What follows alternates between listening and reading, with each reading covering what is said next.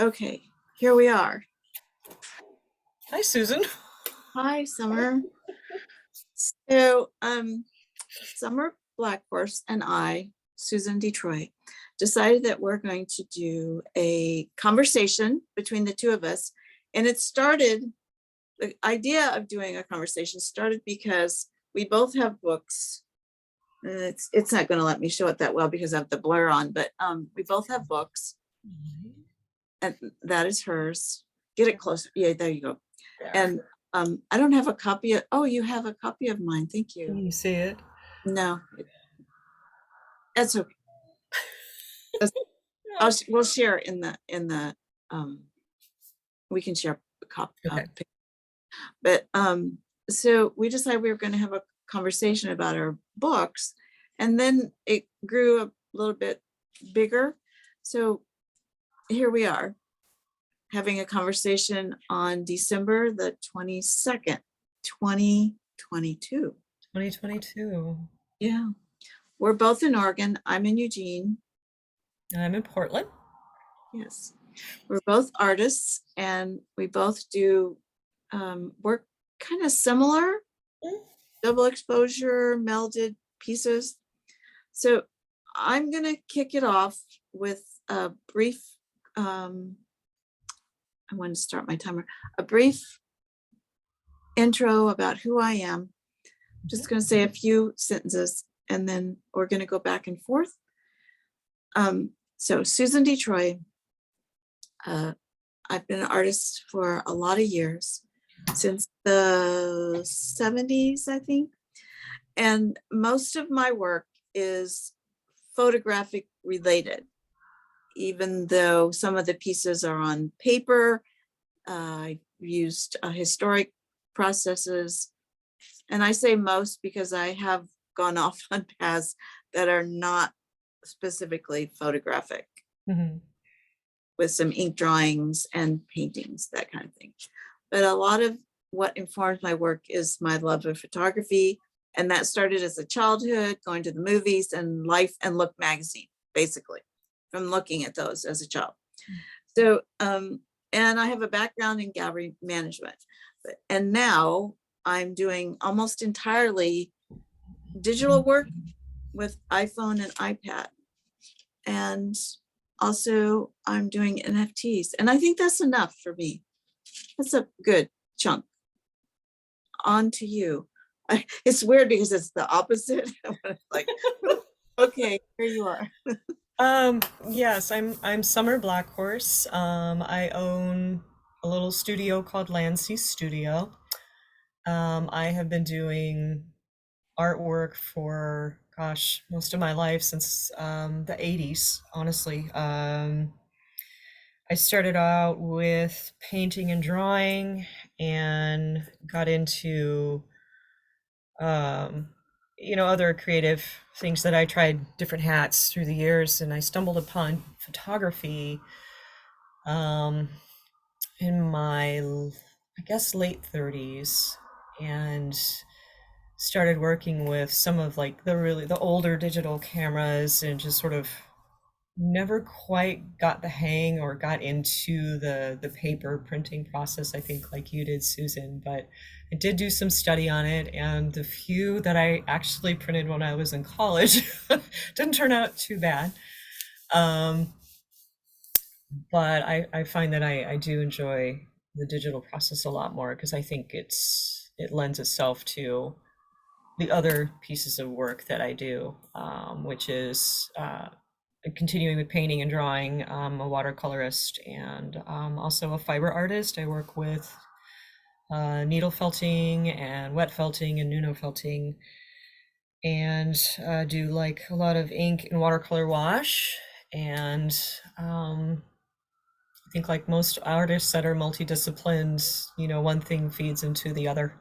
Mhm. So they all kind of support each other, but I do find that it's really easy for me to get sucked down the rabbit hole that is doing layered exposures, sort of melding, 3, 4 photos together to create something that's kind of otherworldly, or for me, very meaningful.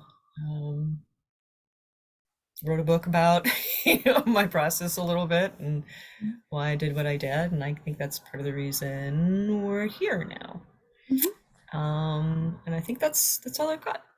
Okay, so I'm gonna talk a wee bit about kind of the background of my series, and the current like three series that I have working at now, and also a little bit about what's behind them, but I'm gonna try to be brief. Okay, so my biggest series that is going on still right now started in 2016, and that grew out of a workshop I went to, and using an iPhone, using apps on a digital device, and I got very excited. And woman by the name of Susan Bain, who lives in Portland, and I still follow her. It was a pivotal moment in my art making. I took that class at LCC, Lane Community College. Susie Morrow was the person that organized the class, and it may have been through the Photography at Oregon organization. At any rate, it totally changed my whole artistic life. And then as I started to experiment, I was also paying attention to, or I don't know, maybe that's not the right word. I was being kind of assaulted in my brain about, with bad messages about aging. I mean, I'm an older person, you can tell, skin, wrinkles, that kind of thing. And that it took a little while, but I eventually got myself to a place that I'm going to use the iPhone, take pictures of myself. And it's been 6 years, so it's hard to remember exactly how it happened, but I remember thinking, like looking at myself, like I'm just going to do this thing where I take pictures of myself. I started experimenting, and then now I have this gigantic amount of work that I've done over the years. Portrait of a Woman series. Well, I actually call it a project now, because within that are several sub-series. There's one called Leaving, that's my face just using leaves and integrating. There's one that just with sunglasses, there's section. So many, many pieces, and all of digital, all created on iPhone and iPad. I don't use my desktop computer at all. So it's still going on, although I'm not creating a lot of work in that series, but I still use it as a reference.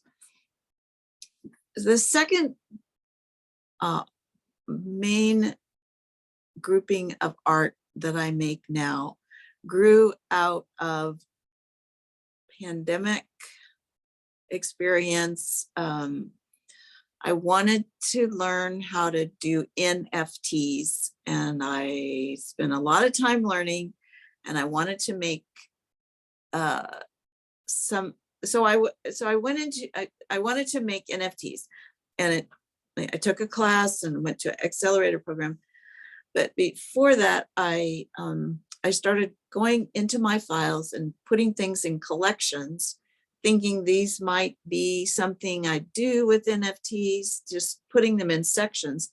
And I ended up surprisingly choosing roses. And part of that came out of experiences going to the rose garden nearby, kind of a solitude sanctuary drive. And those two things happened simultaneously, that I was putting things aside and I was visiting the rose garden, and another giant amount of work has been generated. And those are on a blockchain object, on the object blockchain. They're for sale, they're NFTs, and it's called Las Flores Divinas.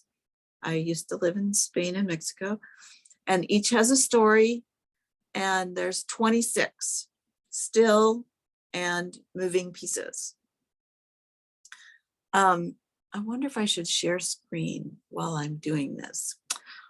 That would have been a really good idea. Only the hosts can share in this meeting. You might be able to give me sharing I think so. Hang on just a sec here. sharing possibilities. Um,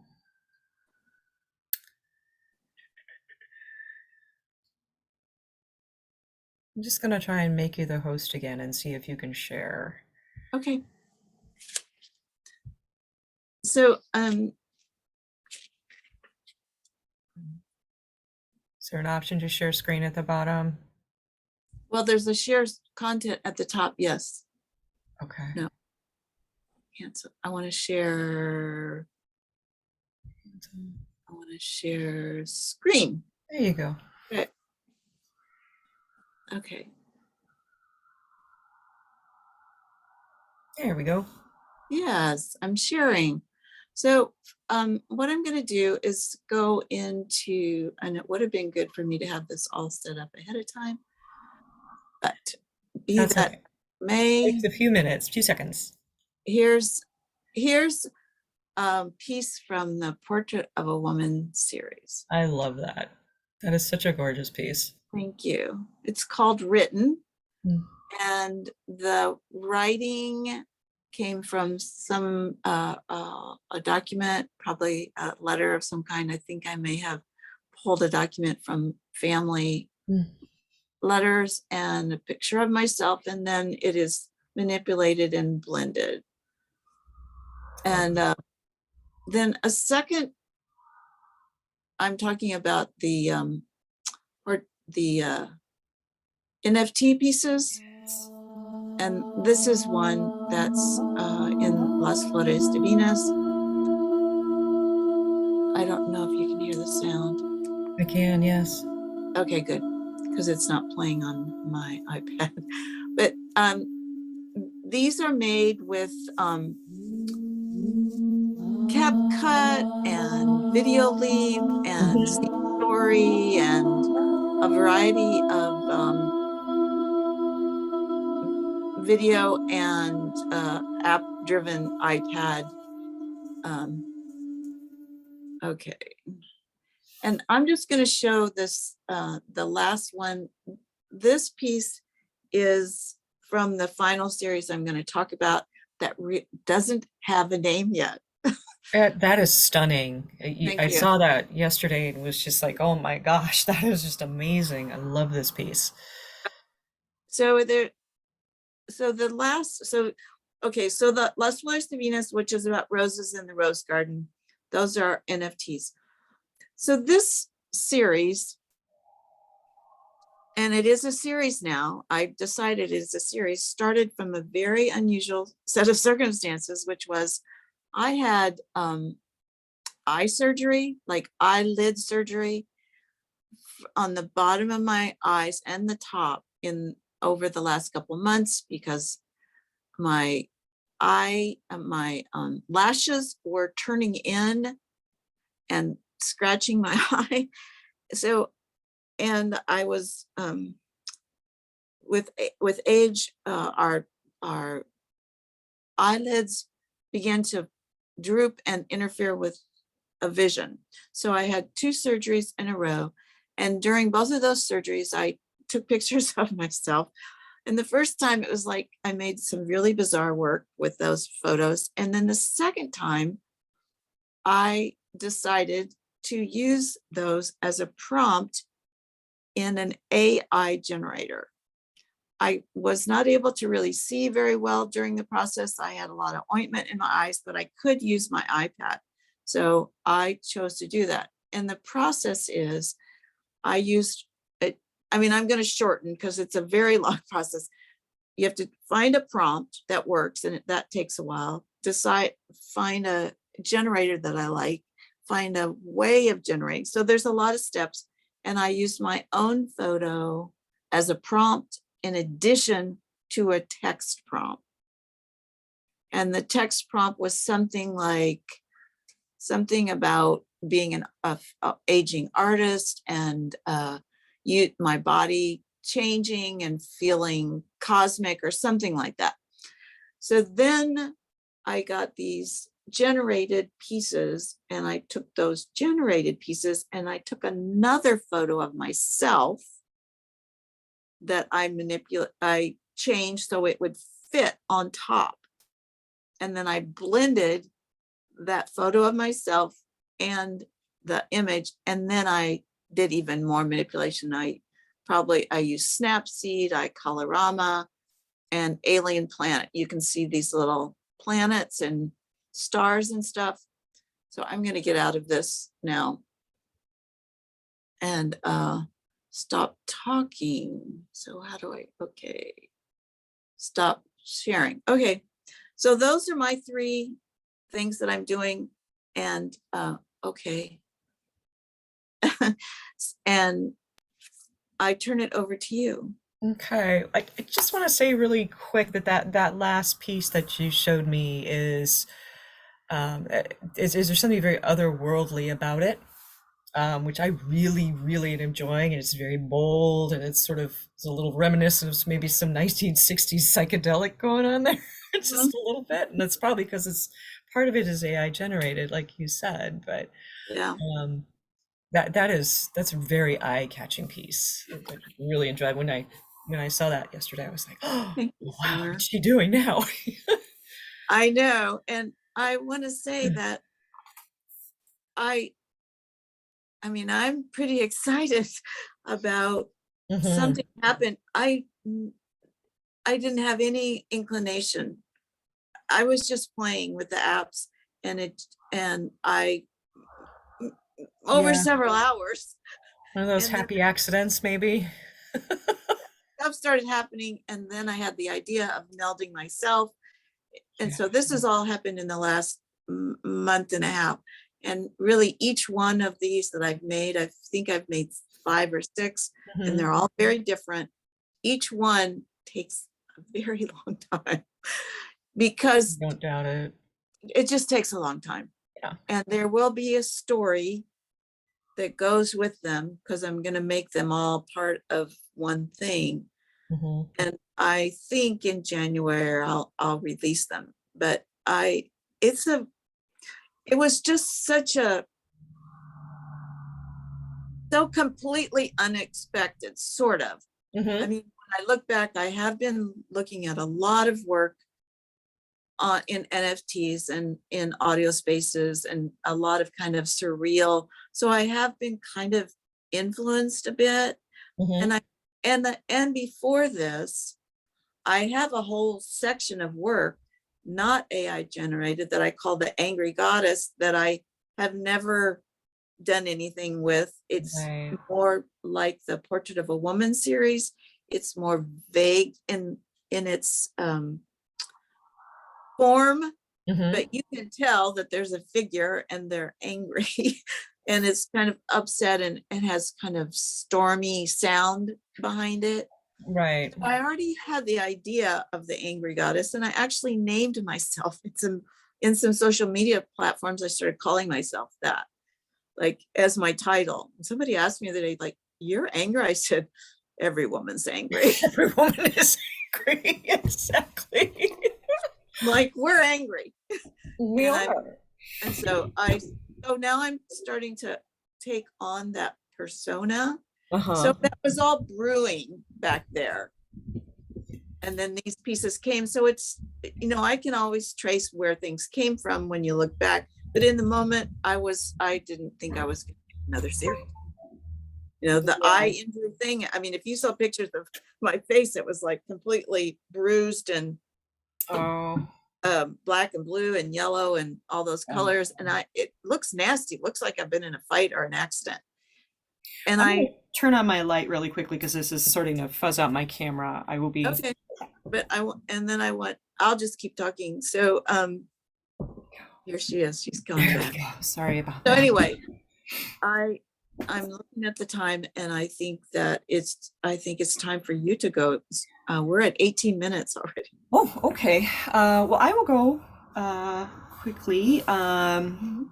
So I guess um, my process is in some ways similar to yours, Susan, in that I fell down a rabbit hole. I was in creatively and just with life in general several years ago in a very, very bad space. Mentally, physically, emotionally, I just was not, um, I really didn't have a good grasp of who I was anymore. And I had just gotten out of this, not the best relationship. And so I was kind of reeling from that a little bit. And I just occurred to me that I hadn't really done a lot of creative work. Um, and I was so I was diagnosed with complex PTSD, um, and I just was kind of stumbling from that. I was like, well, what do you do with something like that? How do I work my way through this? And I was lucky enough to get a hold of what I believe is one of the best psychiatrists, psychologists in the world. She just kind of gave me a little sturdier platform to step on and stand on, and she was very supportive from the get-go, which I think really helped. But also, one of the first things she told me was, you are obviously a creative soul, so why aren't you making something? You just go out and make something, make anything. And I thought, okay. I didn't feel like it, which that's really rare. There have, I think, maybe been two times in my life where I actually didn't feel like making anything. And so one day I was wandering around in my garden out in the back, and I took a picture of this little plant that was coming up. Then we had like kind of a golden hour light going on, and I thought, what the heck? Grab my phone, crappy, digital phone, no iPhone, no nothing like that. I couldn't afford anything like that at the time. And I snapped a photo of it, and I thought, oh, that's really interesting, really pretty. And just something went off in my brain. Just this little firecracker went off and said, "Woohoo! Look at that. That's really kind of cool." And so then I thought, well, it's missing something. What would I put with this? What would I put with this? And for some idiot reason, I just was like, I took a picture of myself because I don't even know why. I don't do selfies. I'm not a selfie person. I don't really like having my picture taken, which is really weird because I was a model for many years with a couple local photographers here in the Portland, Vancouver area. And um, I was looking at my face and I was thinking, who the hell is that? Who is that? And so I was fishing around and I was looking at apps because I was like, I want to make this picture of myself look a little bit better, less tired, maybe less like I've been shocked and punched in the face and whatever. And I found one of the apps actually that you use, and I started playing, and that was it. That was the fire starter for me. And all of a sudden, I had this image of me layered over this image of these plants, and that lit a fire in my head. And that's all I wanted to do. And I did a series called Double Exposure, and it is an ongoing series for since 2017, I think. And uh, I did photo after photo after photo, and what I realized that I was doing was this became a part of my healing process of rediscovery and reconnecting myself in the world, and reminding myself that I don't have to be afraid to go outside. I don't have to be agoraphobic. I don't have to be paranoid and looking over my shoulder all the time. I don't have to feel like, I'm in danger all the time. And so what it did was it grounded me.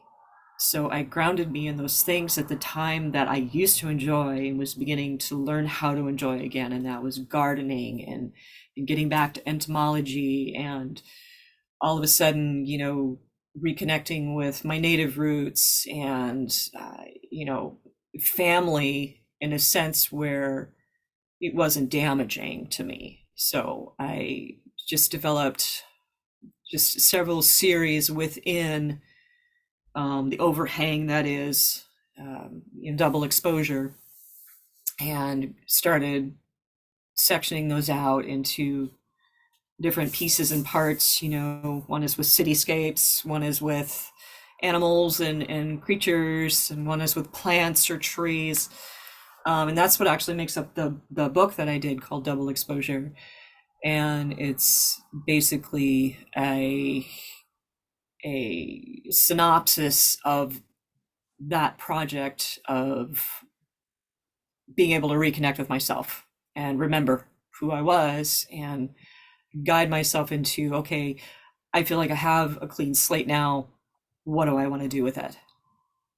And so I started getting more into, I picked up painting again, and I picked up um, doing felt work again. And, just those in and of themselves were kind of a rediscovery of self. Do you think sharing an image might be Sure, good now? sure. Do you want to? And I am on a different computer, so I can try and I have your images in the same file, yeah, that and I that can would be share great. for you if you want. Yeah, if you wouldn't mind. Sure. And I also have a YouTube video I would like to show Yeah, when we're done with I've got all that. of that in this file, or I can. Okay. So, would this be one to share? That's the one below it. How about That that? one, yes, that one was called Waterline, and it actually makes up the cover of the book. And I Yes. It, think it's a kind of significant piece because it was just sort of me at that point in time, sort of walking this fine line between sinking and swimming, I think, emotionally and mentally. And it just, I love water. I'm a fantastic swimmer. I was on the dive team when I was a kid, all of these things, but I'm terrified to get into the water if I can't see the bottom. uh-huh. So this is one of those things where you really can't see the bottom on this one. And I thought, while I was making this, how did that make me feel? And it did make me feel kind of anxious while I was doing it. And yet there was this, you know, drive to kind of put myself in those two worlds and merge them together and make them into something that was a whole. And it really sort of put not only that anxiety of water kind of to bed a little bit in my head, but it created this image that really spoke to where I was at in that point of time. And it sunk myself into the nature in the deep woods that is, kind of at the time was me emotionally, as I was just wandering through the woods going, hey, what's that? Or I don't like that over there. That's kind of scary. Am I going to go check that out, or am I going to go hide behind a tree? Um, so this particular piece is, I think, is one of my favorites, and I just, it's actually relatively good sized. Mhm. um, and I like the color. I like sort of this muted, uh, almost, not kind of a bruised yellow, because I think at that point in time I was feeling very bruised, still emotionally, It's a good, but around it, it's very verdant. it's a good adjective, bruised yellow, because I Yeah. we all know what a bruised yellow looks like. Yeah, it's like you're healing, but it's not quite there, and you're still kind of like, oh, that's unsightly. so, Yeah. um, so that was a piece I did in, I believe, that was 2018. I think Hmm. I did that one. Okay. I actually had shot that at a lake when I was visiting a friend in Tennessee. Nice. And then I had been like laying down on the floor one night, and I was over on my side, and I thought, oh, the light's kind of hitting my cheekbones, really kind of cool, and I kind of like the shadow work. And so I took this Mhm. picture of it and worked it up a little bit, just to kind of bring out the shadows some more. And then I laid it underneath the picture that I had taken of the lake with water with the reflection, and it just popped, it exploded. And You know, I like you, I did all of this work on my phone. I did not Mhm. do any of this, you know, using several apps. I did not do any of this on my computer. And, you know, granted, some of these photos aren't the best, but that wasn't the point. It was to reconnect myself. It wasn't to make something look good or be, you know, available for sale or whatever. It was, I need to put this out there. This is something that obviously is bubbling up for me. So I'm going to turn it into something visual, something meaningful for me, and kind of release it into the wild. Um, I and so like, that's, say again? I enjoy how the hair and the trees have a kind of similar, there's a kind of similarity in Yeah. the coloring and the strands a bit, some of the strands of the hair, and then the where the trees double over in the yellow, and there's a similarity there that feels pleasing. Yeah. I think it was my husband said, he says, it looks like seaweed. I said, oh, yeah, I Oh, suppose it uh, does, doesn't it? yeah, that's a good one. Um, That's a good one. yeah. So, Do you I want to think, talk about other images? yeah, The images. Let me see if I can. Let's see sure. this. Do you want to talk about the other one that I opened up initially? Yeah, absolutely. There.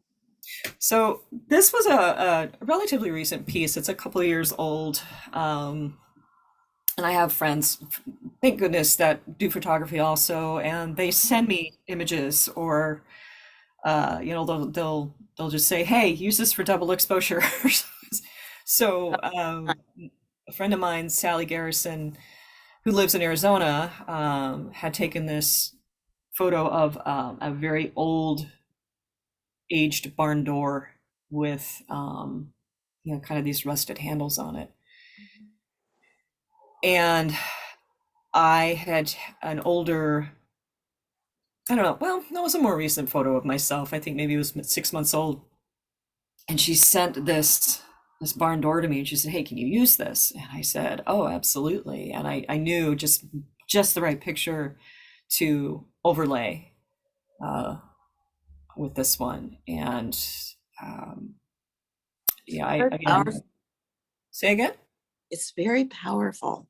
It is a powerful piece, and I wanted to speak to me as somebody who's aging, is getting older. I'm in my 50s now, and I was like, well, what does that look like for me? And I like being in my 50s. I like where I'm at in life right now. I'm not responsible for a child anymore, and I'm kind of at that point where I can kind of do my own thing. And I liked the weatheredness of this barn door. And I like the fact that I am aging. I do have wrinkles and I do have silver in my hair and I like it. I don't care really what other people think or say, you know, and it makes me very angry that women, once they're past a certain age, are dismissed. Um, uh, and I thought, well, I think women my age and older are very, very powerful individuals. Some of us have been through a lot in one fashion or another. And so I did this piece to kind of speak to that, as not only as somebody who is aging, but as somebody who may be a little bit weathered, but is still pretty sturdy. And I think this was a very powerful piece I put forward. Um, I don't know. Some people I've talked to, have seen it, think it's very spooky. You know? Oh, I like Um, I like spooky, but I think it's more powerful than spooky. It has, of course, it's has black in it and it's mhm, dark. Um, there's a kind of intimidation feeling, which is, I think, that's where I'm drawing on for the powerful part, like okay. a no, a feeling of like you're not going to mess with this person.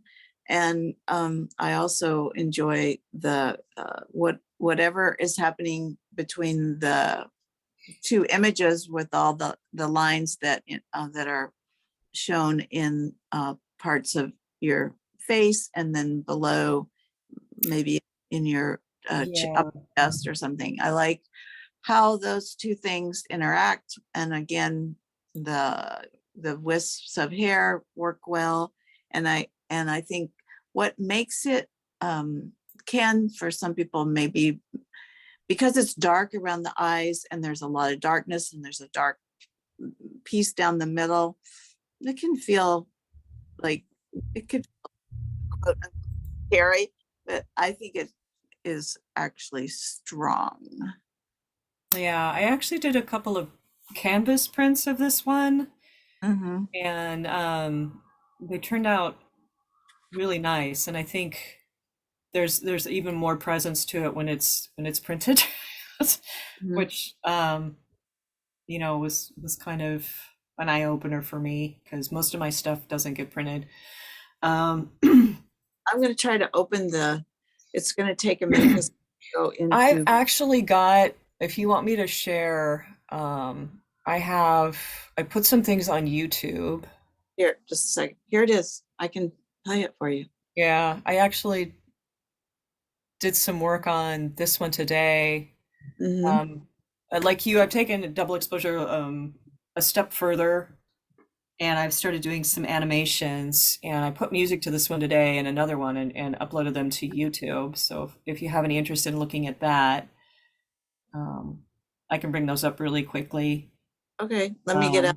Um, Let me go away from sharing and you can share. okay. And See, then unfortunately, I'm not as up and up on the NFTs as you are. It is something that I want to try and get oh, into next year.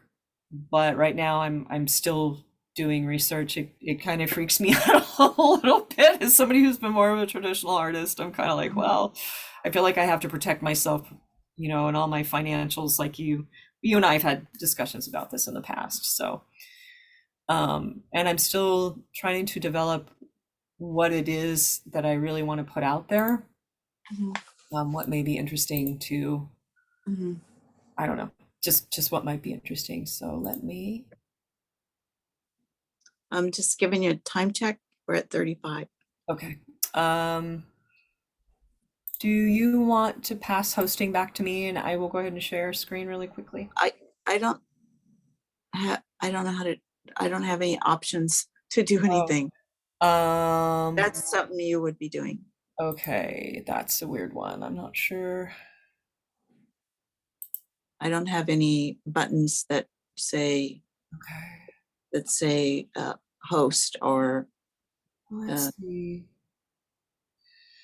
Oh, it's let's not giving me what I want here. Hang on.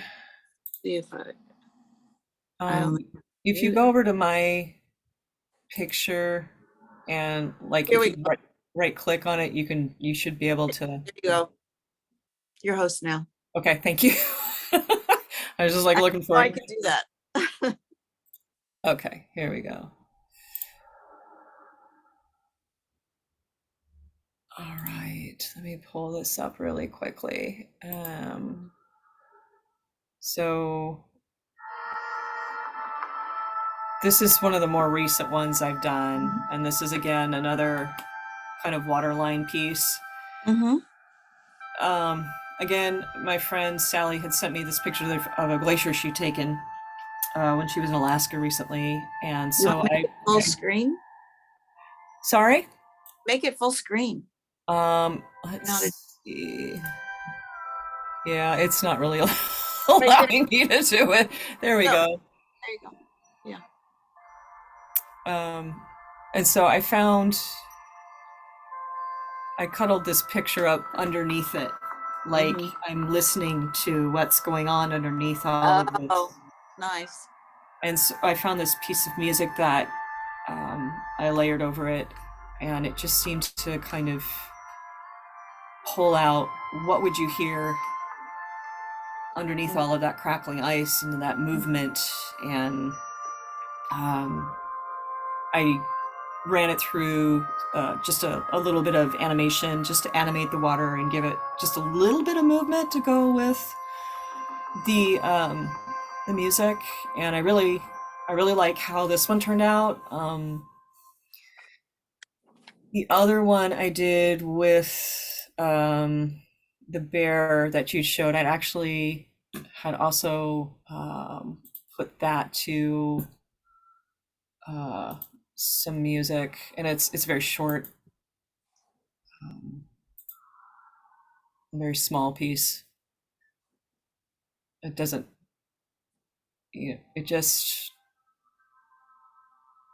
again, this is something new for me, this animation, and I really love doing it and finding these things that are sort of um, I don't know if ethereal in some senses, but just kind of a little Yeah. out there.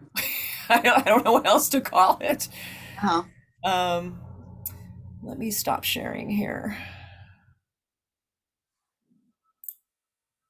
Okay. Okay. So that is what I had for kind of the new things that I'm doing. I'm still doing double exposure work. I recently bought a kaleidoscope and have been working with doing different patterns and figuring out how to take photos of those with my cell phone so I can get the different patterns off of the kaleidoscopes and then started overlaying those over my face. And that was one of the things I was thinking for NFT. But um, again, not quite ready to go there yet. Maybe next year. I'm thinking mid-year probably.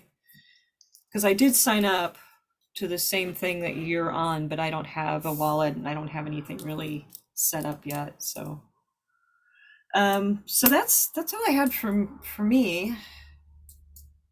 So I was thinking that we could talk about book Mhm. next. Change because that was the initial impetus or inspiration, Mhm. and where we are, and possibly do another one like this because we're getting close to an hour, and I so it's a suggestion. So No, I think that's great. we could come back and finish the list. We Summer made suggestions, and then I added to them about conversation that we are having, and and I have found that we always have a lot more to say than we really. We But I do. was thinking, since the book was the inspiration, that we could each talk about our book, and then maybe stop and do another one in January, like towards the end of January to Yeah, no, that sounds great. Maybe I'll have my computer figured out by then. yeah, yeah. Yeah. So I'm so the book that I have, and I'm going to let's see if I can be back to.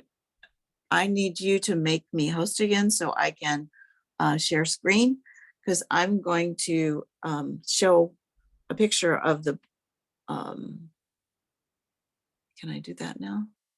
You should be Okay. able to, yes. So I'm going to go to my um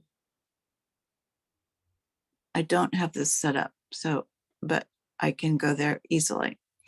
So where I'm going to go is to my website, which is easy to do.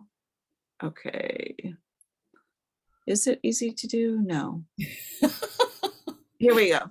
There you go. Go to my website, and because on my website um, you can find my series that this is my shop website, and in that website it is in collections, and looky right there, book. There we go. Yes, the So this book, is which I have. and, I'm going to show some photos of it. This is the back of it, and let's see, here we go. And here's a few pages that you can. So okay, to talk about the book.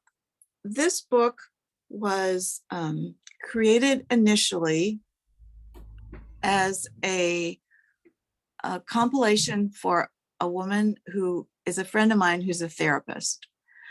And she asked me to compile, she asked me originally to compile images from the Portrait of a Woman series, which you can see several of the photos show that series. Mhm. And that process, actually, I gave her several images and we went through it as a kind of collaboration. And she wanted to balance it with images of the natural world that I had created. So, and here's a really good example. On the left is a picture of one of the Portrait of a Woman series, and then on the facing it is the image of the natural world, edited, of course. And so it started out from a request from the woman who's a counselor therapist to have something to use in her practice. Mhm. And she has it, well, this was before the pandemic, and she had it in her office when people met in person. I mean, it's still there, and still she's starting to practice again, somewhat in person, but not as much. Mhm. And as you can see from the date of 2019, that this book was compiled in that year. And then we had a pandemic, but Yeah. and now I have it online and available for purchase. And I think I can play this video. And I'm going to open it here for you to see a few pages.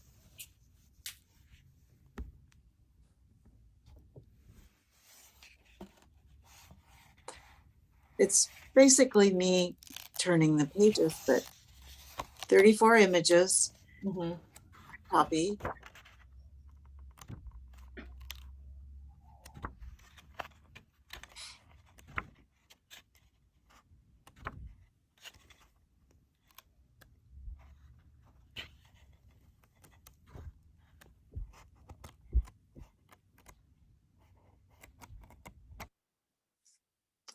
Yeah.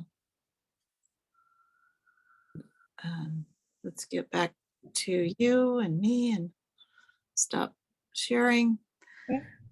And so, okay, I'm getting signals and messages. So that's how the book started. And Mhm. still really, it's a great book of my work with the images, the images from the series, the project, that a lot of them that I created before 2019 Mhm. or in that year, and a few years before, because I started the series in 2016. Or that's where I mark it. And so it's like healthy interpretive images of female face, and then it's balanced and on each as it goes through with natural world images that I've created over my lifetime, that I don't really market that much, but I have them in my repertoire, and Mhm. I use them from time to time. And that's the book. That's it. Right. And one thing I noticed, when I got the book is the images are very rich. And I picked up immediately on the juxtaposition with you and the natural world Mhm. was a big part of that, which I really appreciated. I thought it was kind of interesting when I first started doing, my work. I think I was a year or so into it, and then I ran across your work, and I Mhm. was like, "Oh, a Yeah. kindred spirit," And so I felt very inspired when I first started seeing some of these images that you were putting out. And so when you had the book and you'd released it, I was like, "Oh, I got to get my hands on one of these." But one thing I noticed is you have no writing in here. There's no words. And So I can imagine why, I can think why you don't have words words in here, because honestly, I don't think it needs it, but also I'm curious to hear what your reason is for that. Well, it's because it was made for a specific request, Mhm. the book, and I was requested, and the agreement was that there wouldn't be any written interpretation of images. Maybe if I redid a book, I might put some writing. I'm up until I was doing NFTs where I make stories with them, I never put any writing with my work except, artist statement or maybe a title. I always had a very strong feeling that I didn't want to say words with the work. Mhm. And like so many things that have changed during the pandemic, I'm now writing stories with the Rose NFTs, and I'm going to write a story with the new body of work. And that happened because of the sort of world of NFT, and I feel differently about the work now. Sure. And I don't know that I would go back and put words with the other work, but now it feels more appropriate somehow. And there's a lot of reasons that I haven't explored to answer that question in terms of, how I used to work and having hard copy pieces, and now it's all digital. And I feel like the pieces, they do stand alone. They can stand alone. Yeah. I want there to be a integrated story among all of them Yes. and individually. That This is progression. that's a big change for me.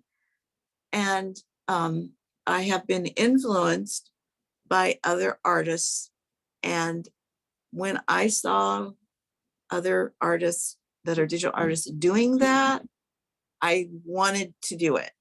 I thought, oh, this makes sense to me to do this. Build a story, make everything integrate with the words and the pieces. So before I wasn't really interested. I didn't think about making a story beyond having a statement about what the work was. And I wanted people to look at the pieces and interpret what they were for them. Mhm. That's where I was at that time. Sure. Well, And I would have, I would have live conversations when we used to show work. I showed the work a lot in person before 2020. And so I would have these conversations with people. right. But now I'm not going to do that anymore. So anyway, things change. Well, it seems like a logical progression, though. I mean, to how you've sort of metamorphosized into, from going to, say, hard copy into something that's tangible, but not, not tangible is like I can hold this in my hand, Yeah. So that makes a certain amount of sense to, want to be able to communicate what you're doing differently. Yeah. Where that communication needs to be and what it needs to be about is definitely going to change with what you're doing now. Yeah. It just, I want there to be a story. And the pieces that the one piece that I showed that are the cosmic female figure, Mhm. I really want I want to understand who they are a bit before I share them. And that comes from having done the Rose pieces and build their story one by one. And now I can see that it's not a bad way to do it. It's just now I see I want some overarching story to be laid in first, and Sure. then I can relate all those pieces to that overarching story, like such as they're all related. like Yeah. they're sisters, or Yeah. they have, you know, some people do like the elements. So I'm not going to do the elements, but I'm going to put a frame around it in terms of that they're related. And then as I release them, I can build each of their stories, but I want to have that frame first, which is a completely different way than Yeah. I've ever worked You before. work, sure. Do you think I mean, it's I just started researching like ideas. I have never done that before. I actually have some ideas about what I want to call them. And I started researching those words, Mhm. thinking about like what are they? Like what characters are they? Sure. Where do they live? Sort of. Do they live in the cosmos? Like, are they spiritual creatures that live in all of us? So anyway, Different so senses of self, maybe. That's yeah. kind of remarkable. I think I think you're onto something, Susan. So anyway, that's the answer. That's a long but good answer, I think, to why there was no text Yeah, in the book originally, and absolutely. just yeah, change and anyway, I answered. So Yes, yes, you did. Thank you for answering that, because that's always I always wondered about it. I was like, I wonder what her reasoning was for that. I mean, obviously the book speaks for itself, and it's up to who's ever is looking through it. Whatever they're going to put to it personally as their vision, they're flipping through it. But I thought, huh, it was really up to interpretation. definitely. So, do we want to continue, or do we want to just cut it here and come back in January? Do you And want to answer the same question about words for your book? I can. My book, Double Exposure. If you want to pass hosting to me, I will bop over to Okay. my website really quickly, and I will try to be as succinct as possible.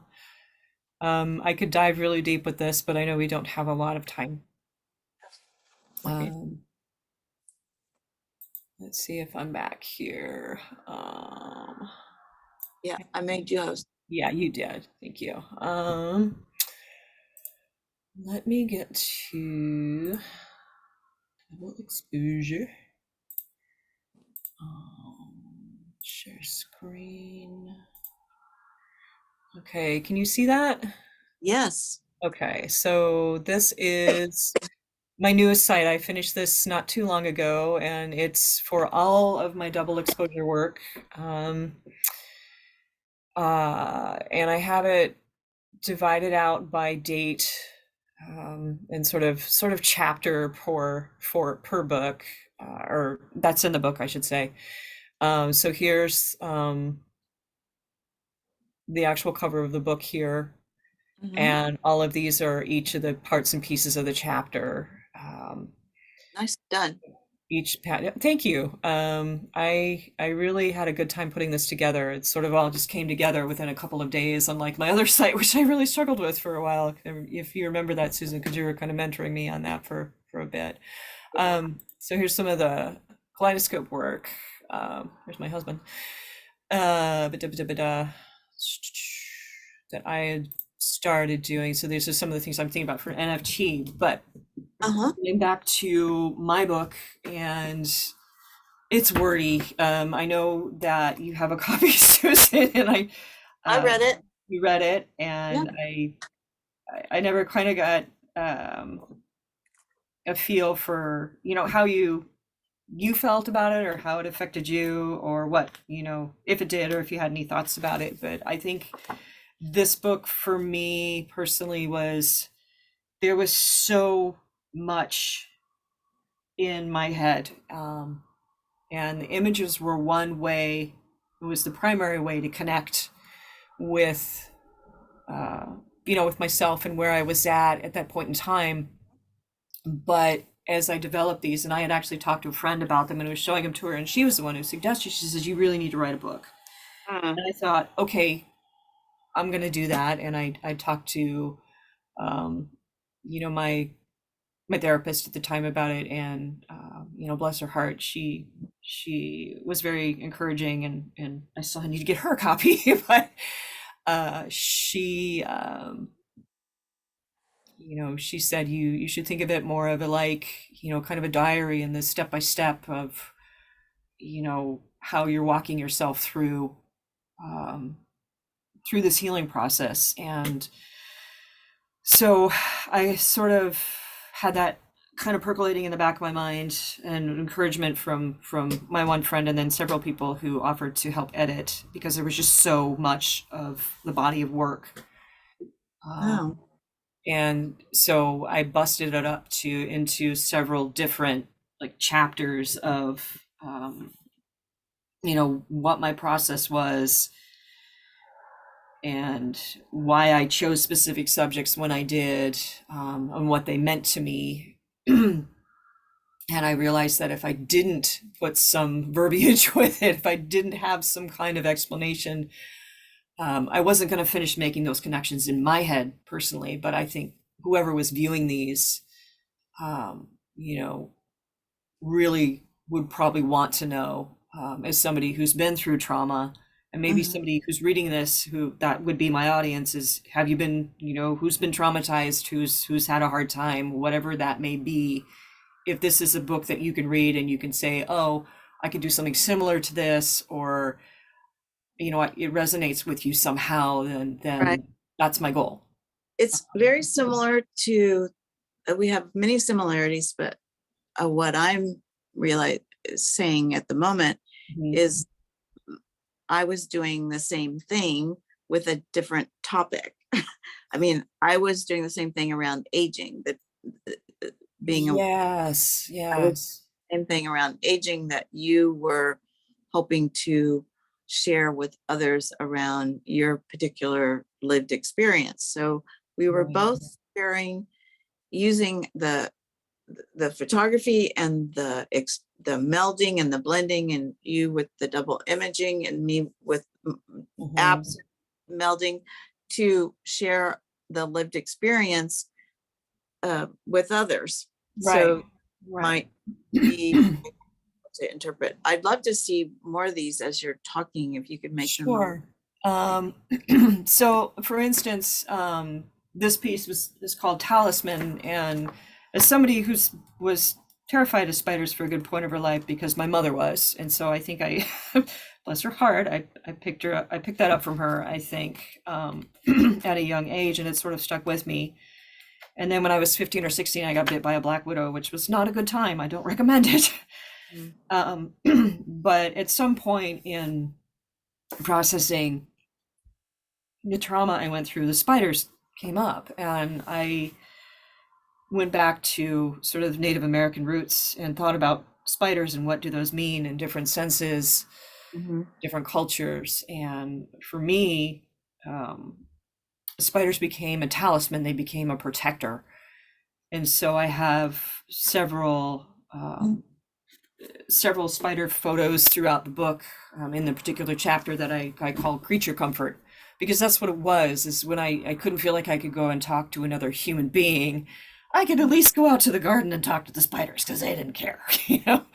And they were just as scared of me as I kind of was at them. And then I found myself, I'd find them in the house, I found myself picking them up with my hands, which I'd never done, and carrying them outside. And that's when I sort of realized, oh, I'm better. I'm not as freaked out, I guess, as I used to be. So that realization alone um, was kind of an eye opener. And so again, it was the words. Those words came through, and I thought, okay, so I had a lot. I had so much to say, not only visually, but verbally and whatever, in a written word. And it took me months and months to pare down, tons of editing between myself and my friends that were helping me edit this, and just trying not to be overly wordy. I still wanted to leave some room for interpretation, but I felt like there were some images that really needed an explanation. You know, like this a big old bumblebee I had. The katydid, this beautiful creature, he came out and was sitting in my sweet peas, and he serenaded me for about an hour. I was just sitting out in the garden, just reading a book, and I kept hearing him. And I finally found him, so I got a picture of him, and that was a picture of me watching him. So I put those two together, and Hmm. there was a certain amount of peace I Mhm. found, and I hung on to that like nobody's business, just because it had been such a long time since I had felt that particular emotion. Was I'm actually peaceful right now. I'm very calm. I don't feel like I have to look over my shoulder. I'm in a safe space. Mm. Um, so these were um, some of the orb weavers, the White Cross orb weavers we had like Mhm. to hang out in and around the lettuce, spinach area, some of the tomatoes I had. I think this was one of the tomato plants. And this young lady here, she spun like this huge web. So I sat and watched her for quite some time. It was meditative, I guess. Just watching these little creatures do whatever it is that they do that they're made to do. And I thought, okay, well, what am I made to do? I'm made to do art. That's what I do. I create. And so this was sort of that reminder of you create too. And it Mm. doesn't matter what you're creating, just so you're creating, because this is how you're going to reconnect. Uh, Nice. this was one of the animals that was at our local zoo, the Portland Zoo. And Mhm. they had them in a different enclosure for a while because they were rebuilding a whole habitat, which I'm glad they did. And so this little guy was sort of hanging out there, just watching me, and I was watching him, and he didn't look happy because he was in a smaller space. And I thought, it's having a day where I felt that way, where I was caged in and I felt trapped and I wasn't going anywhere. So that's my answer to that. I put those two images together, and yeah, some of them there's meaning. There's some of them there isn't very much meaning at all. you know. Um, these were butterflies at a science project somebody had done. Um, some kids at the zoo, and so I got some shots of the iridescence and decided I would use that as a mask. I decided that day I wanted to be a butterfly, so metamorphosis. Yeah. So that's how I came up with that particular image. That's my daughter. She loves bees, and there was this big fat bumblebee that was running around the garden. He had his tongue hanging out. It kind of reminded me of my daughter. So I put them together. I do have images of other people in here, friends that were Yeah. supportive of me um, while I was making this book and making those important connections for myself, so that I could start kind of seeing my way through the trauma. Um, so yeah, the book does have a lot of wordy explanation in some respects, and in others not so much. Some of the photos actually in the book have like little lines of text with them, Mhm. and some don't. Some of them they do speak for themselves, and others I was like, just felt like I had to say something. Refresh my memory, what year you created the book? This was just before the pandemic, also, Right. 2019. Okay, same year that I made mine. Yeah, it was like right on that edge, right on that cusp. And Mm. then the pandemic hit. And Yeah. so, my little book opening and the whole shebang kind of got tanked. Yeah. I was like, okay, well, this is happening. Yeah. I Uh, remember time of, yes. yeah, but what I found interesting is I felt like after all of the stuff that I had been through, that I was actually a little more emotionally prepared um, to tackle what was coming down the pike as far as the pandemic and the amount of stress and trials and tribulations that other people were going through. There were a couple of books that I sold a couple because people were just like, what do you did? What did you do? What do you do? And I said, well, here, read this. And so I loaned a couple books out, and then I sold a couple of them to some folks, and they were like, wow, okay, Yeah. this is really helpful. The person that initiated my book actually bought your book because Oh, I loaned it to her. okay. I loaned the book to, and then I think she ended up buying a copy from you too. No, actually, I think she said she had found yours or something, and she decided Okay, not to. whatever. Yeah, Anyway, and that's fine. yeah. So cool. All right. So that is that in a nutshell. I'll stop sharing here. So we're at an hour and 10 minutes, 10 minutes, yeah. and I'm thinking as maybe put a bookmark here. Yeah. What do you like? I made a note on my piece of paper. Like, okay, we stopped with talking about using images and and content, Yeah. and I think a great place. Your questions are great. The significance of nature in your work and Mhm. color. That'd be a great place to stop. We could do maybe a little recap Yeah. for next time. And Yeah. and I think it would make it manageable for watching. This because this is long, people. And anyway, I'm gonna stop with that because I have other things to say on the non-recorded part. But I think it'd be good because I would be we would have time to reflect, and I would also like to read your book again before we Okay. before we do another one. We have like maybe about 3 or 4 more. We could just talk about uh, the rest of the questions, and Sure. if something came up that today that you thought, oh, we should talk about that, we can add that. Yes. Okay. I'm sure I will come up with more questions. I kind of have some in the back of my Right, head you did a right great now. job. You did a really great job on the questions, and we could just sign off and then Okay. stop the recording and we can check in. I'm going to stop now. So bye to those who might have gotten this far. Thank you for watching.